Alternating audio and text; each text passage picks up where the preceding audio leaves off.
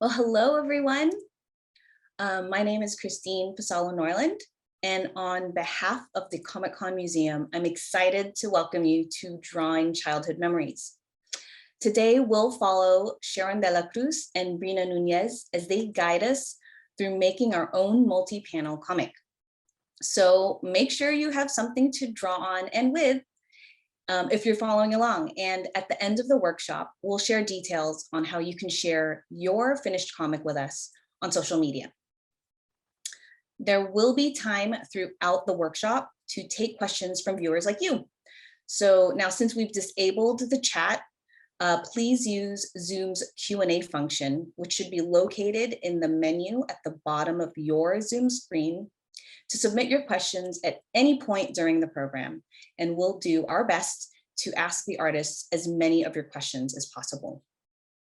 We're also joined by ASL interpreter Laurie Sullivan.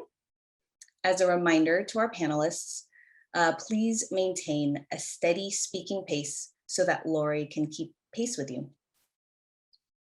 And now, please, since we can't all hear you, but please give an at-home welcome to Sharon de la Cruz and Breena Nuñez.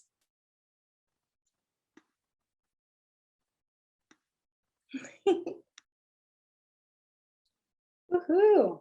All right, we're here. Hello. Yeah. Thank you for joining us.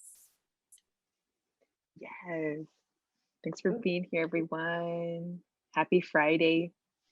Yeah, happy Friday, and you're spending your Friday evening with us. That's an honor. So thank you. And welcome to Drawing Childhood Memories with myself and Breena. And we're gonna kind of try to do this a little more cash, right?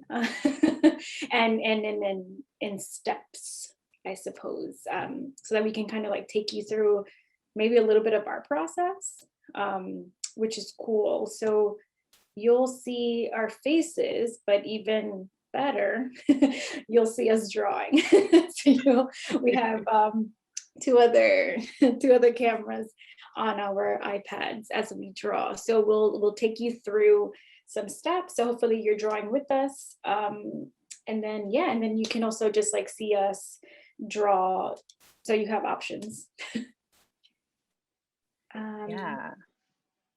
So let's see, for the first couple of minutes, maybe the first 10 minutes for this workshop, we're just going to focus a little bit on writing. And I don't know if this is something you, Sharon, use for your comics process, but I personally, for me, I know I like to write a little bit before getting into making the ideas come to life, whether through sketchbook or an iPad. And we have some prompts to kind of just help people maybe jog their memories, and what are some things that you'd be interested in drawing in a comic, any particular childhood memory that is the most vivid to you. So usually those memories are the most easy to obtain when you're brainstorming. And we just have 3.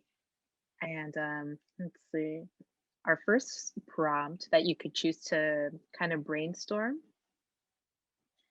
is, what was your least favorite food you had to eat? And I put them in the chat just in case, so that folks can read them. Thanks, Sharon. No worries. Cool. And then the second question, if people want to choose to focus their comment on that, is what was your prized possession? And the third question, what was your favorite / least favorite outfit you wore during childhood? Breena and I bonded over that last question. So I think you'll be seeing some of those drawings tonight, but let's take maybe the next 10 minutes to do that. Yeah, and I guess if we turn on our iPad videos. There we go. Should. Cool. I think. Oh my God. Yeah. Look at how I I feel about love it. comics. Oops. Forgot to turn on my thing. So this is perfect. We're at 4:10, or at least on the West Coast, we're at 4:10. So we'll like stop pre-writing Cool. around 4:20. Yeah. Okay. Awesome. So yeah, a 10-minute like brainstorm. These are some questions in the chat that we put together just to like get your brains, you know, rolling. But like honestly, any other childhood memory is definitely good enough for this workshop.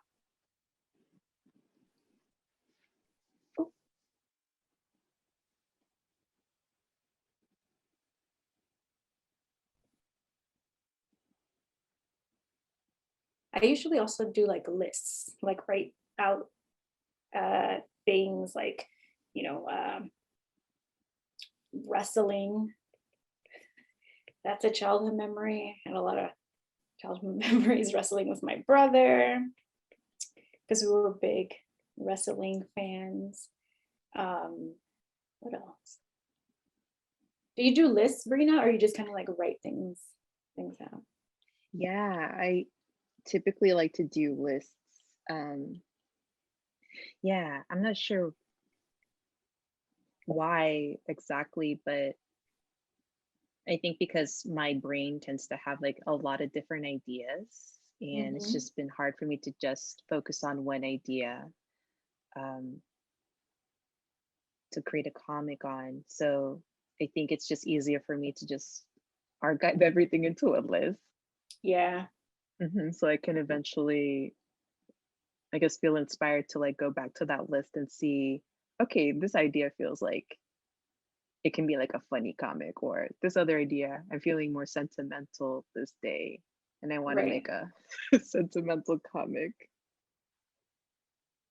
I like also the idea of coming back to this list, right? Like it's not you just pick one and then that's it.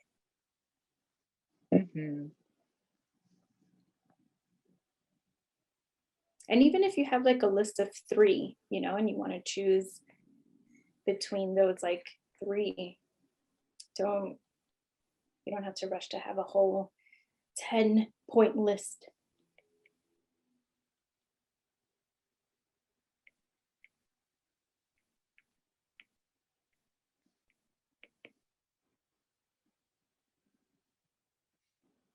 Sharon, are you kind of tackling all 3 questions or just kind of going with the flow? You know what? I just actually started freestyling some memories, to be honest. That's why it was like wrestling with my brother, you know, church with my mom,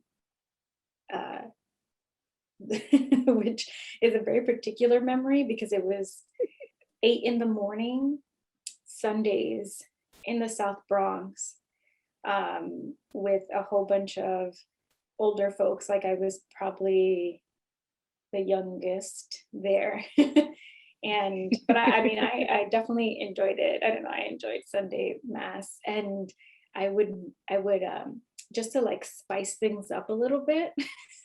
And no one asked me to spice anything up in church, but I decided to. I would just kind of like clap to the different to different music, or like the music I was playing, but like, you know, there's like no real rhythm, or it's kind of just like very like, you know, very Catholic. And I would just like start clapping to like add some rhythm. And then all the other folks started clapping too. So I took pride in like kind of making a choir, the low-key choir that didn't exist. I love that.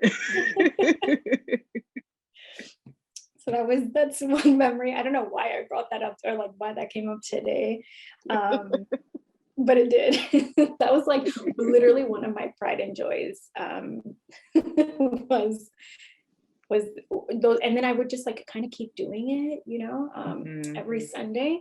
And then there was one Sunday that like, I think it was Easter, or one of like the major holidays where like my brother actually came with us, right? Like he would only come when he was like forced to. And I told him really quietly, I was like, watch what I'm gonna do. And then I just started clapping. And then everyone starts clapping. And he's like, what is going on here? He's like, you're such a dork. I was like, hey, Like, how hey, are baby, you welcome controlling to my everyone? Sunday. Yeah. Welcome to my Sundays. Wild times.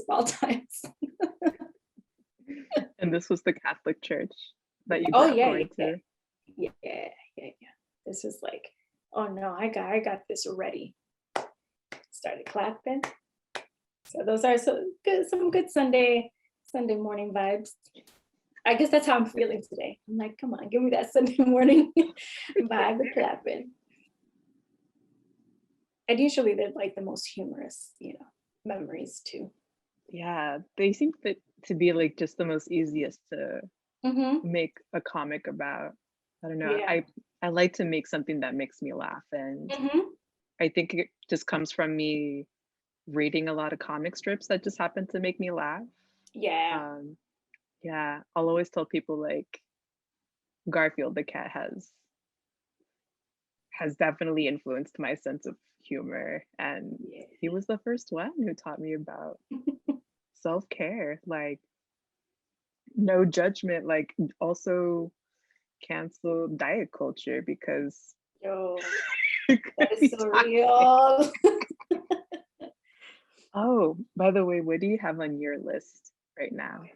So I have 3 things, and I know the one that I'm going to go with, but wrestling with my brother, church with mom, aka the viejos, my little community, and then my baby girl shirt.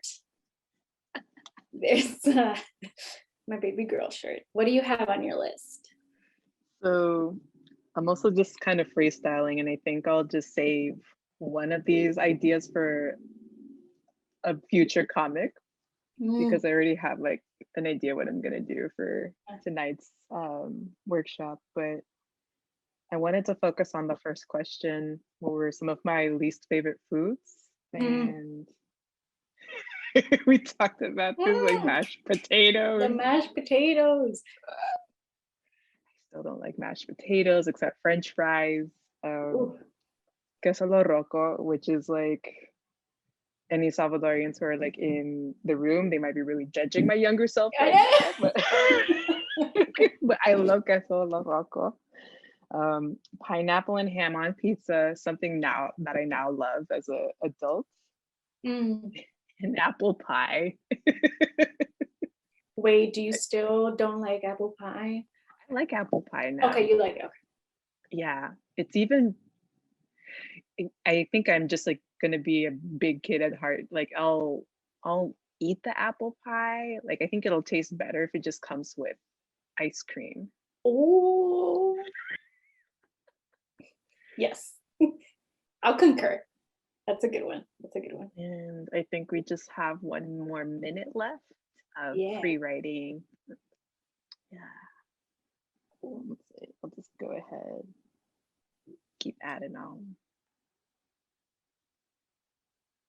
And I was also gonna say, the funniest memories for me are like dictated on things that like my younger self was flexing on that I thought was cool, that when I think about, I'm like, why was I flexing on like making everybody clap, But I flexed that so hard to my brother. I was like, yep, look at what I could do, thinking it was like the best thing ever.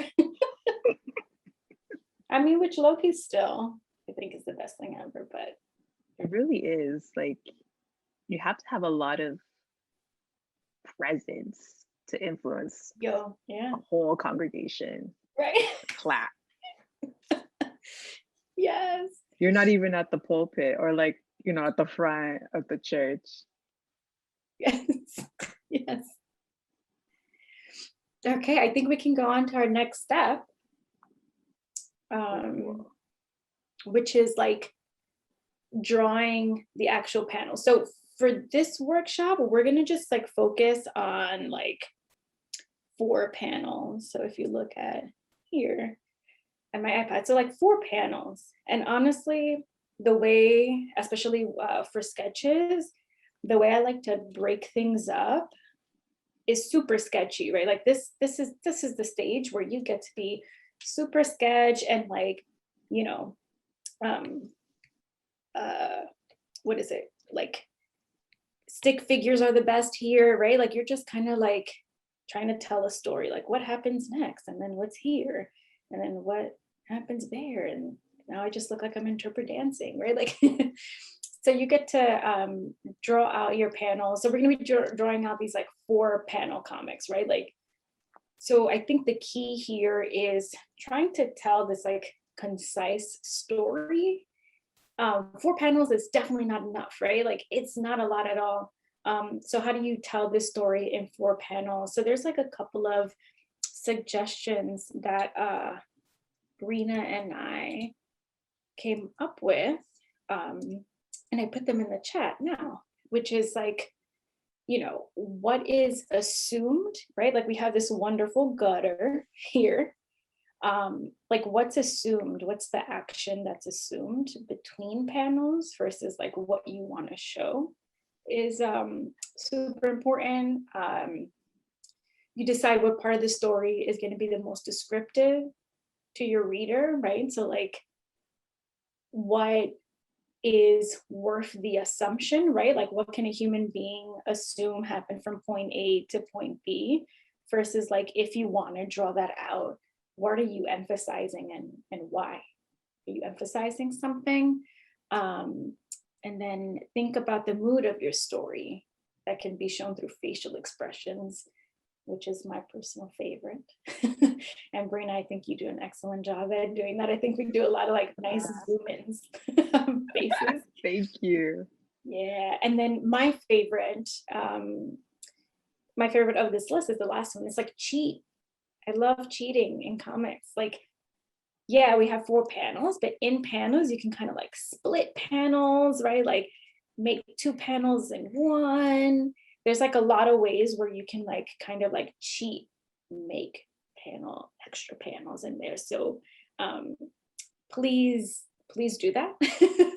Oh, and I think there's one more maybe that we didn't put in here, but maybe we did, is what's written versus what's shown, right? Like that's the magic of comics is you can move a story along through text also, or through image, or both. Like how are they basically dancing with each other, right? Like the image and the text.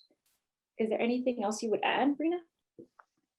I think you just covered a lot of ground, and yeah, so beautifully. Like I would have like not lexically said it. Like I basically would have botched it.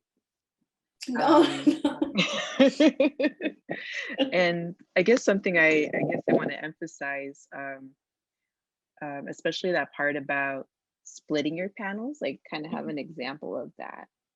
Oh, cool. Yeah. Yeah. So whenever I do want to make a comic strip, especially on the iPad, I'm still a new iPad user, but I just go ahead and use the panel as like the square canvas to be my designated panel, and kind of like going back again to what Sharon was saying with splitting your panels within the panel. Here's an example of like having floating panels or panelless borders, or borderless panels, my bad. So you can definitely have multiple images in one panel. Like you don't need to be limited just to creating one illustration. You can definitely have a lot of fun and a lot of freedom with how many images you want, how much text you want. And again, like you also can just tell the story only with images too, or with text. Yeah, I really love that. My favorite part too is the cheating part. Yeah, that's like the best. It's really the best. No, and also that's like a beautiful panel. So thank you for showing that. Wow, thank you. Yeah, so we have how many minutes for this? We Tenemos got, like we're 13 like minutes, right? 13 minutes. Let's see. I'm also horrible at math, so. I think we're at the part where we just draw the panels. Yeah, so then like a good like maybe 10 min. Oh no, actually we have more. Right. So I guess the first things first is sketching your panels, right? Like sketching, getting an idea of like what do you want to tell. Mhm. And I have an example of a sketchy panel here. So I decided I was going to continue with the prompt of the baby girl shirt that my mom gave me. And so, you know, I just like split this panel like this. I didn't do any insets or, you know, multiple panels in one. I just kind of like kept it straightforward here, you know, and showed just four different images. But here it is, right? Like it's nothing too crazy. It doesn't look, I just need to know what am I showing, where, you know, like who am I showing, and like where are these characters going. So take maybe like 10 minutes to do that. If we can do that. So like 10, or I think it might be a little less. Take 5 minutes, maybe. Yeah, 5 minutes. So like 5 minutes to sketch out a rough story of the prompt that you're going with. And so it can be, and look at Breena's too. I think it's like there is more text, and then the images, you know, are laid in a specific way. So that's pretty awesome. And how did you sketch out? Did you just do like one panel? Did you like sketch out like this, or are you more like I'm gonna do the first panel and then I'll worry about the rest? I was muted. For this exercise, I just take one panel at a time, and I usually start writing the text before I actually draw the images. And sometimes it works in reverse, where I draw the image and then I allow the image to inform like what the text is going to be. Yeah, it kind of just depends on on how I'm feeling. Yeah. Yeah, but for today, I just felt like, okay, I'm just gonna write what I'm feeling about this memory, about my favorite dress and my little sun hat that I used to wear Oh my back in the God. 90s, like the sunflower. I do have to show you that like I literally have one of those hats. I'm gonna, after this, I'll pull out an image of it. Yeah, and I kind of like, I'm always worried about my like story arcs because I'm not the best at them. So I have to like sketch out the 4 panels and see how they work together, you know, so that I can see like, oh, does this beat make sense, you know, or am I missing something, you know, or what do I want to like, and like, what is it about this baby girl shirt? What about it do I want to emphasize, you know? So let's do that for a couple more minutes. I think we have like 8 more minutes. Yeah, and I feel like that's also just smart cartooning, like plotting everything out just the way you have it, Sharon, so that you can actually see how the story begins, like where do you take us in the arc and how do you want it to end? Like, do you want us to end on like a more funny note, like, Right. or do you want your reader to walk away feeling a little like sad, sentimental, like a relatable feeling? Mm-hmm. So Sharon and Breena, we have a question from our viewer, James Hickson, which is kind of on this arc. How do you figure out how to break the story into chunks from memory? Yeah, this is my favorite part because I think it's the most challenging for me is in fact, that maybe I can like show you a little bit here. So there's this baby girl shirt my mom gifted me, right, when I was like in middle school. And it was like, it had all this like glitter and it had a butterfly, and it was the wildest thing I've ever seen. Particularly, I don't know if you can see here, particularly because I had been wearing my brother's hand-me-downs for so long, and I never had a choice, you know? So like, I kind of was like a little tomboy, you know, like I liked my baggy pants and my WWF shirt, you know? So when she came over with this like baby girl shirt, I was like, lady, what are you like? What have you done? You know, have you not seen me? So I wanted to emphasize a little bit of like that reaction of like, why would you do this? You know, so I decided like, I'm going to show my mom bringing in this shirt saying, "Hell, this is super cute. Do you like it?" And then I'm looking petrified, horrified here. Like, do I like it? And then I just say, you know, was she afraid I finally became comfortable in my brother's hand-me-downs?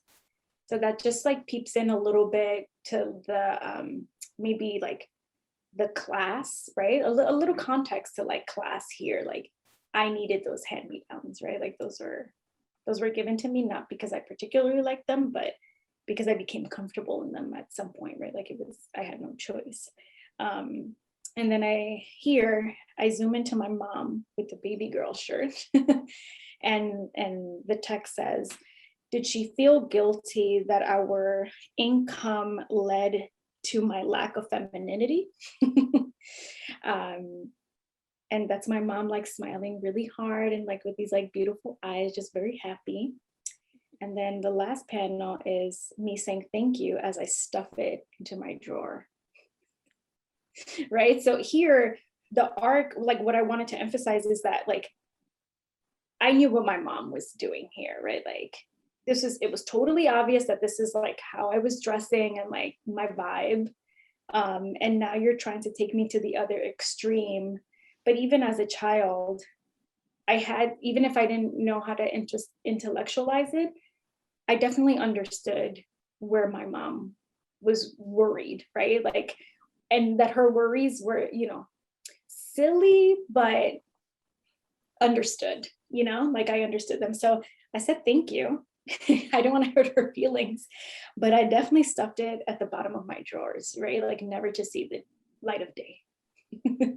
But yeah, so for me here, it's like, I want to peep you in a little bit to like the context and the background without saying, Sharon grew up in low income South Bronx, right? Like I don't have to tell you all of that. All I have to tell you is, here's my hand-me-downs I finally became comfortable with, right? And then maybe a little bit here, I start talking about like our income and lack of femininity, you know, and that'd be a whole layer of interest later on.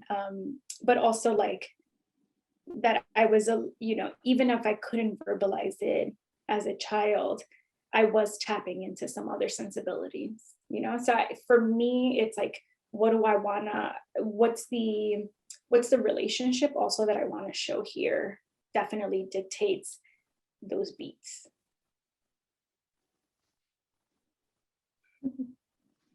Yeah. Beautiful. Yeah, because even when I spoke to Breena about this, it was like I didn't mention the like guilt of my mom, you know, or like even like those sensibilities, you know, but in 4 panels, I was like, how do I emphasize that relationship? Because I think that's like really important. Growing up, the tapping into those sensibilities without necessarily understanding them, right, as a child. So that was, so I guess, yeah, there's a lot of decision making in terms of the thing you want to emphasize, because I could have easily, I think, emphasized just like the glitter, you know, in 4 panels, it would have been fine, you know, if I would have been like, look at the glitter and the glitter melting and the, you know, like I could have emphasized something else, but for these 4 panels, I just decided to like emphasize my relationship with my mom. I don't know if you have any other pointers, Breena. yeah, I guess maybe just to add on to what you're saying, like choosing an element that you want to emphasize in your comic. And for me, it's about mood mostly, and just trying to remember like my relationship that I have to a certain location and my relationship to the garment for for this case. And I also think about who is going to read this, and I always hope and dream like it's people who are also from these towns that are like very much like my home, but they don't get a lot of recognition, like Oakland or San Francisco. So this childhood memory takes place in South San Francisco or South City. So even using like certain words or monikers, nicknames for the town you grew up in, I think is really important to include in the writing. And this is just about me just like chilling like my grandparents like front yard back when I used to live with them in South City. And I'll just hop over to like the next panel. And just little vignettes. That's something I've learned, like just vignetting like the feeling of wearing this dress and what it means to me. And to me, like it's about remembering how I love being just this quiet, like self-isolated kid. And I was always like known to being really quiet all throughout my childhood, like whether it be within my family or in school. But I don't think people realize that dressing up for me was like wearing a costume and pretending like, okay, I get to be like somewhere off of the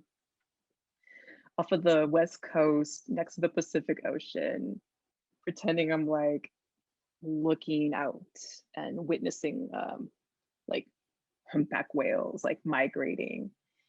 And yeah, just trying to remember how that garment made me feel, and seeing that as like a conduit of like, oh, this thing really like triggered my imagination, and it really helped me to like kind of get away from like this noisy neighborhood that I used to live in and transport myself into my personal playtime, which is pretending that I'm at the beach and yeah, I'm one with the animals. That's so good. Yeah. And then I'm going to end it on just like zooming in on the garment itself, because I always like the way certain cartoonists just use texture to also emphasize of mood. And that just brought me a sense of comfort. And my hope was to make you feel that sense of comfort as well by just finding beauty in like the mundane or in the details. That's awesome. All right. Yeah. So I think, no, go for it. I was gonna say, do you think we should tell people like in case they've already drawn their panels, they should definitely like just go ahead. So now it's go for it.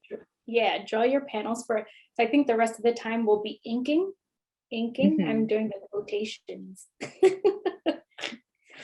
We're gonna be inking. Oh, I know, right? This is the first time I'm doing a workshop with just the iPad. I usually do have like inks, like and pens and stuff on a sketch pad. And if folks feel like asking questions while we're drawing alongside y'all, like feel free to ask us any questions. Yes, yeah. So, we have a question from Liz Francis. Hi. Hi. Her question is, because you're both kind of touching on this already, perspective. And this is an interesting one in that, do you find it more effective to write from the perspective of your childhood self, or is it funnier to look back with the wisdom of age and poke fun at yourself? Oh, that's a good one. I like the poking at myself. That's way more fun, especially because like I can draw the comic with all the seriousness that I know I felt as a child, but then the narration, right? Like the text could be present day Sharon, whose dry humor developed because of this like very serious, ridiculous memory. So I kind of do both, maybe like the text be present day, but then the like the action and the seriousness of the action be definitely childhood Sharon.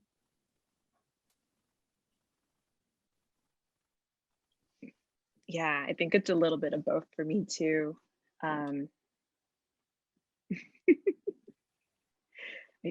Would you consider yourself, Sharon, to be like a serious kid back in the day?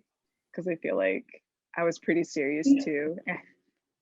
Well, like for example, like that church example, like I knew I was being silly, like there was the silliness to it, but actually there's like it was weird. Like I would use humor to like talk about serious subjects, which is still what I do, I guess. But like, like I wanted these folks to like liven up, on a Sunday morning. I was like, all right, let's like liven this. Let's put some juice in here. Let's spice this up. Again, no one asked me to spice anything up, but I wanted to spice it up, but I was serious about the spicing up, like I was serious that like, let's get some more, like body movement in here so that we can just like have more fun, but I was serious about that, although like it was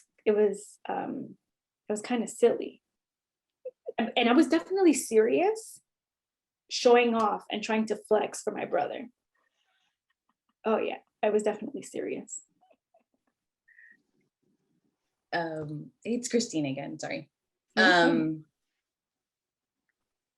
So we have another question. This one's submitted anonymously. When looking at childhood stories, how do you engage with stories that can bring unremembered wounds or pain? Oh man, that's like, yeah. Yes. Specifically when I was writing Wild Seed, that was definitely a theme. There were memories that I didn't realize were going to trigger me as much as they did. And so that was a hard one because I didn't necessarily like, I even actually just like used the act of making the comic as like a healing tool. But I had to like recognize that actually I was like, there were some things that were like re-traumatizing me that I hadn't recognized before. And I don't know if I have like the best answer, but I think even recognizing it was healing, and then also I think similarly to the last question, like whose voice, you use to narrate the story is also helpful because it could come from a place of reflection, right? And more hopefulness than maybe the actual memory is.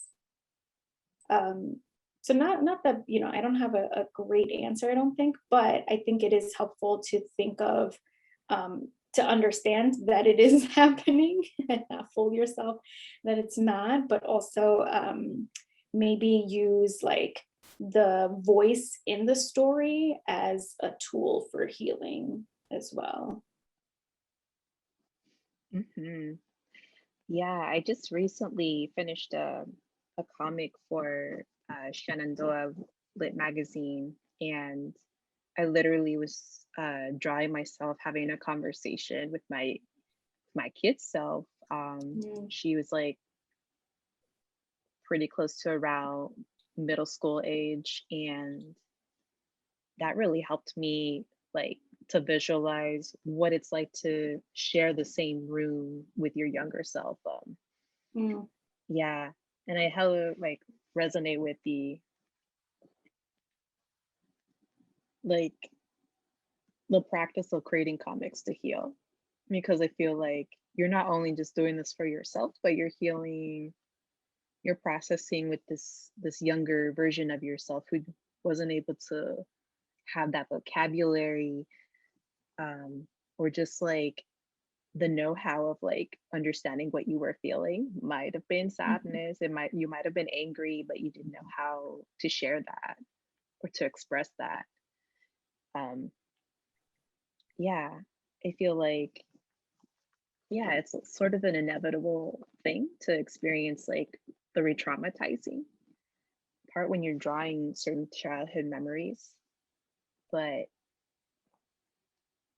I think that's also why I personally like reading memoir and other autobio comics, because it just kind of makes you feel less alone in all these other human experiences. And I don't know, it kind of helps you to become like, I guess, a better student of life, and realizing like there's just so many ways to exist as a person, and there's people who are like possibly going through the same thing that you're experiencing. Yeah, for sure. We have a question from Rochelle Fernandez. Rochelle!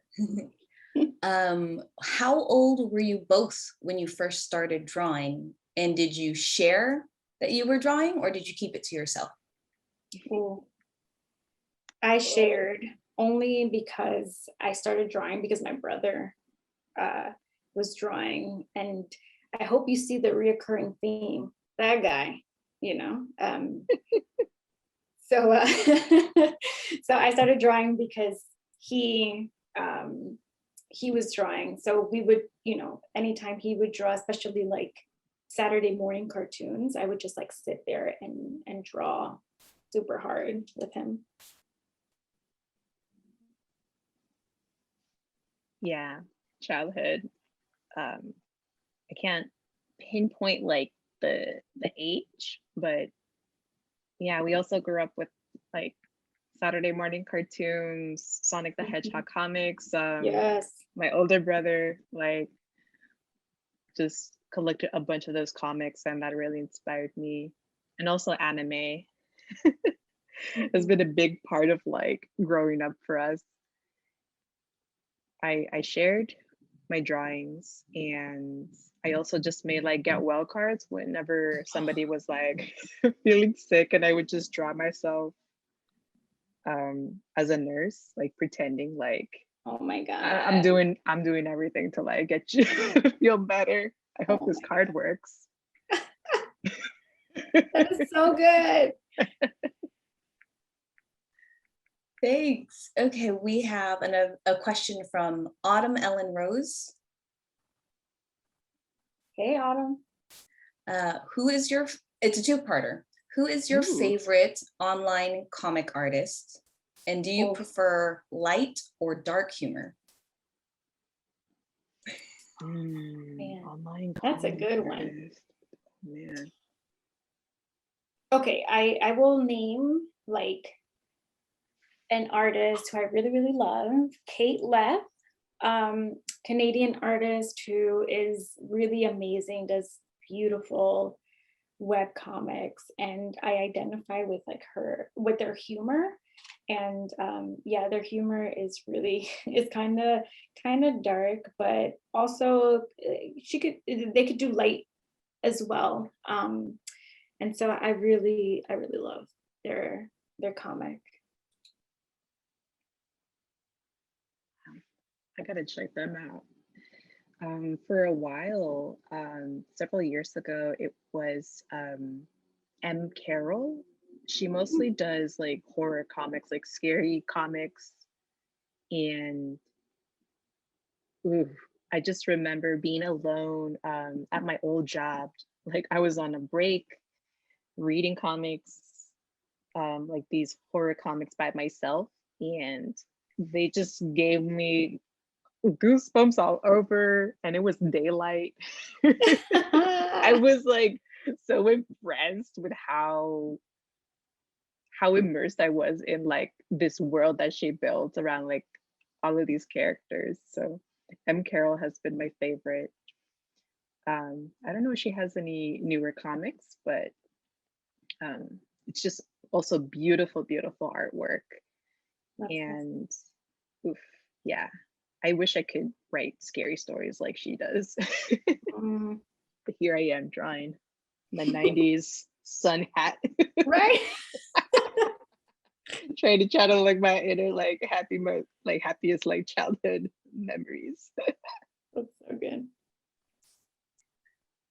We have another question from Rachel. So speaking back to childhood, what were your favorite cartoons growing up that you liked or identified with? My Great favorite, question. yeah, one of my favorites is Pepper Ann. Oh man, I love me some Pepper Ann. She was very awkward. Uh, there's this one episode that I will never forget that I love from Pepper Ann, and it's when she gets lice and gives it to other people. Like there's like just lice spreading all over the school, and it's the first time that I saw the character without, she just basically had like her hair tied like in a ponytail. And it was the first time the animators drew her with her hair just out big and like this like big red afro. And I thought it was the funniest thing I had ever seen. It was really good. Oof, this is like such a hard question because I consume so much like Nickelodeon stuff and Disney.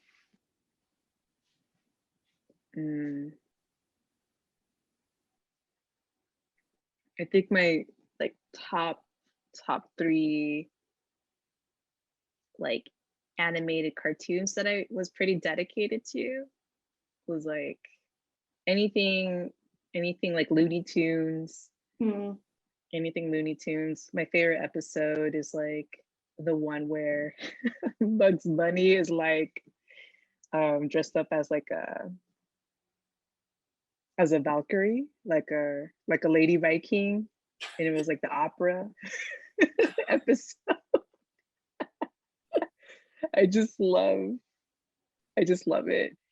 And let's see, Hey Arnold has been pretty like, Yeah, Hey Arnold is a good one. yeah, I just love it. It just felt like all the kids that I grew up with.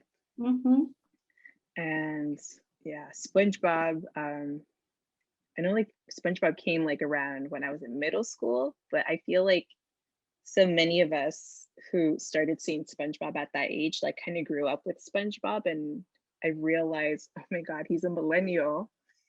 No wonder I still love this guy. Yes. He's a millennial.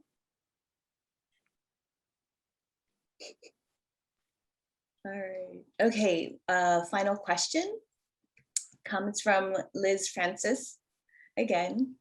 You both have such great comic characters of yourselves, and they're so consistent in your different comics.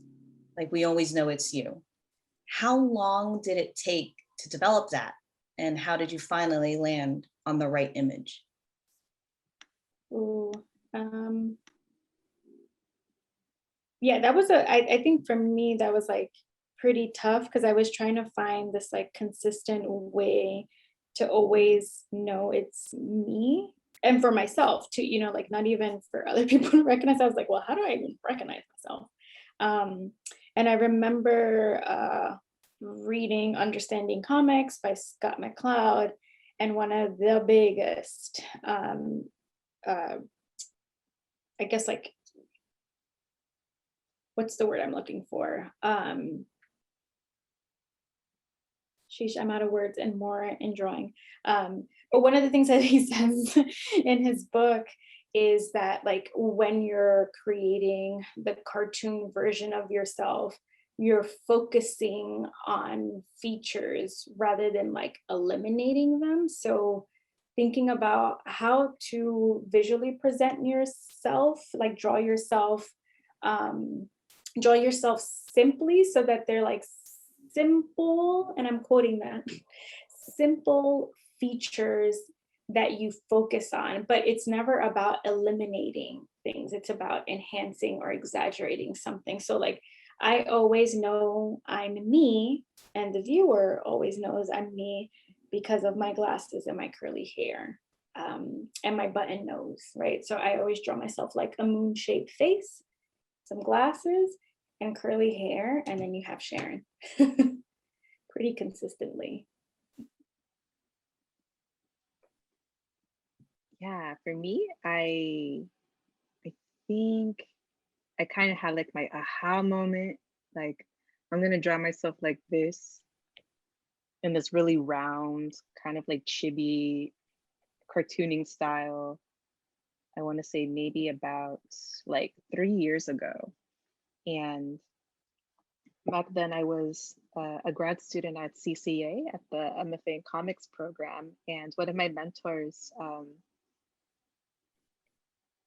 Nomi Kane, she would give me advice on comic strips, stuff that I was doing or trying to pitch for clients. And she noticed that I was just having fun drawing myself like as this round shaped version of myself. And I realized when I tried to draw myself in this kind of semi-realistic style that I personally really love seeing in comics, it just didn't feel fun. It didn't feel like I was having like a party like by myself whenever I was drawing myself. So I think that's another thing like I want to recognize too whenever I'm drawing myself, like I want to make sure I'm having fun.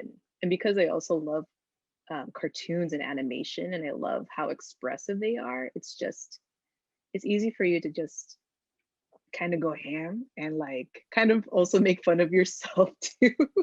So it's easy for me to like also be really expressive when you're drawing in like that, you know, quote unquote simplified minimalist style. And I think I was watching The Toys That Made Us, that show on Netflix, and there was an episode about Hello Kitty, and that just like boom, like that also just like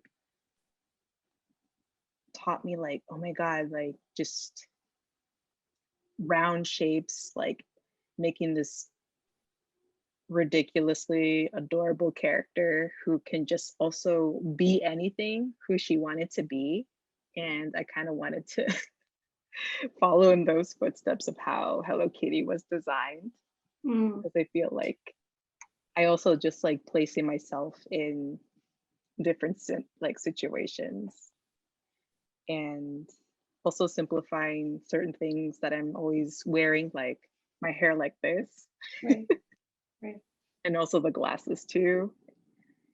And lately I've been drawing myself with these big platform shoes, like my creepers. And oh yeah, that's so and good. I love it when people say like, you really look like your character. I'm like, what?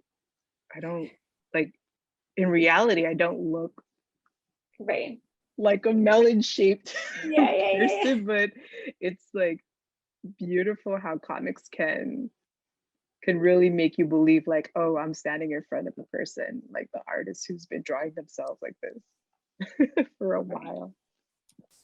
We do only have 1 more minute left.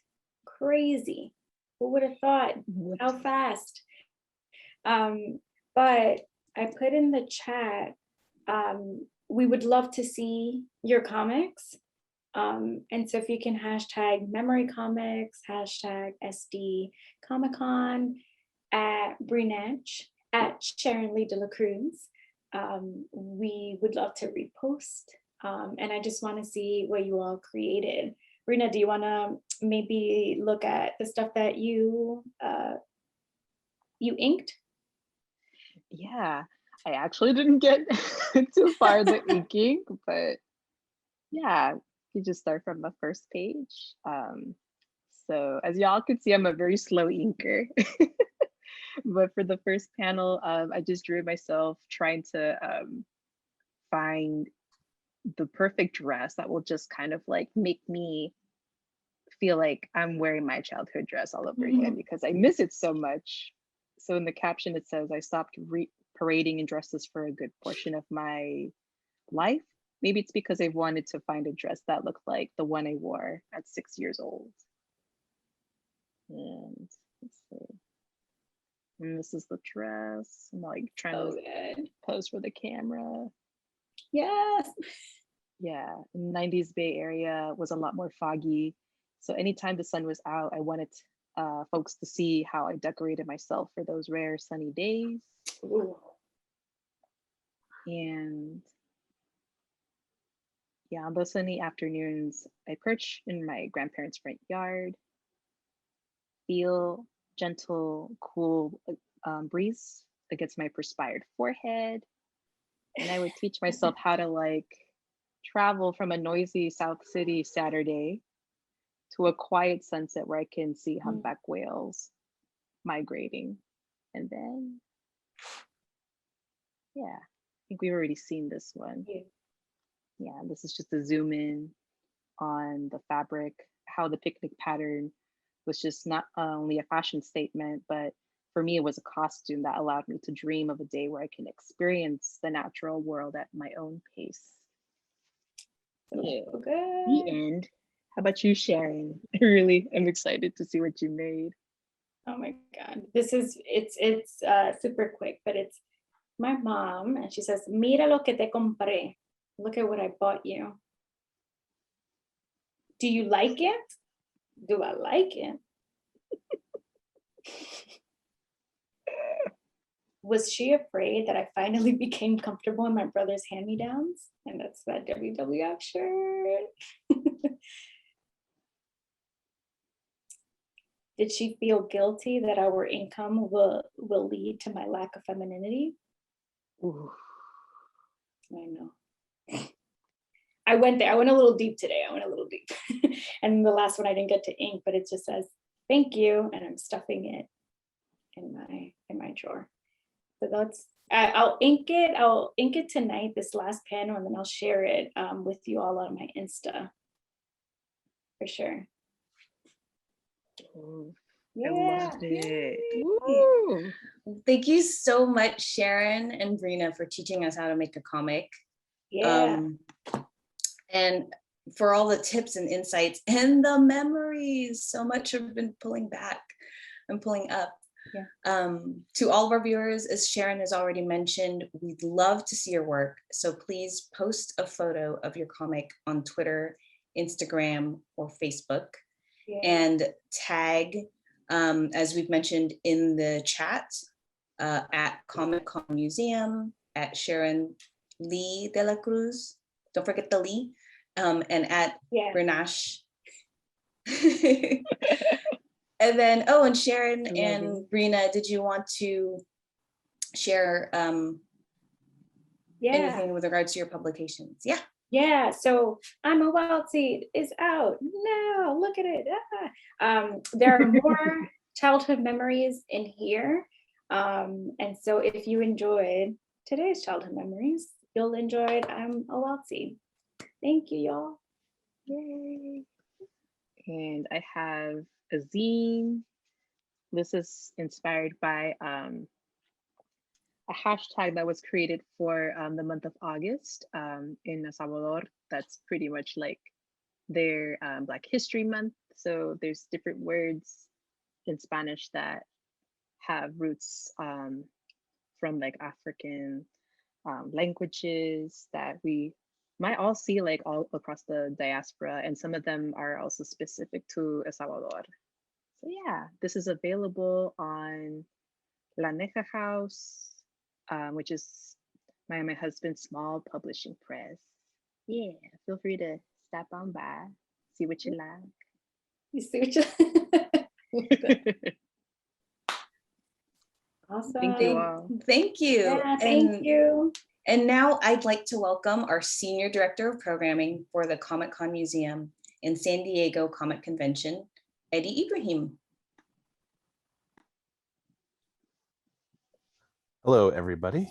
I apologize. I have a little bit of an allergy thing going on today, so if I sound a little stuffed up, sorry about that.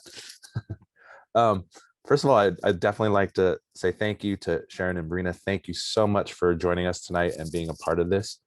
You're both artists and educators, so we're especially grateful for the time and effort you've taken to lead the viewers in this drawing workshop. It was great, and like Christine mentioned, it made me think a lot about childhood and those types of things. So I really enjoyed the workshop. Thank you. I want to also thank Laurie for volunteering her skills to make this event more accessible. So thank you so much for that. And then obviously I want to thank all of you that have partaken and been a part of this. We appreciate all of you and hope that you've enjoyed today's live stream. We'd also like to definitely thank our charter members whose generous support is what allows us to continue to offer these types of events. And if you aren't a charter member, I definitely suggest you take a look at it and consider it. It definitely allows us to continue to do more. And definitely there will be benefits, not only with more of these types of events, but also when the museum itself opens. We'll post a video recording of this panel on the Comic-Con Museum YouTube page next Thursday, May 6th. So you can share it with your friends and family who couldn't make it tonight. Please be sure to subscribe to our YouTube page so you'll be notified whenever we add new videos. And also, please follow at Comic-Con Museum on Twitter, Instagram, and Facebook, where we'll announce the videos posting and share details on how to register for our live stream event on May 19th, featuring comic artist Athelia E. Martinez. Thank you all, and be safe.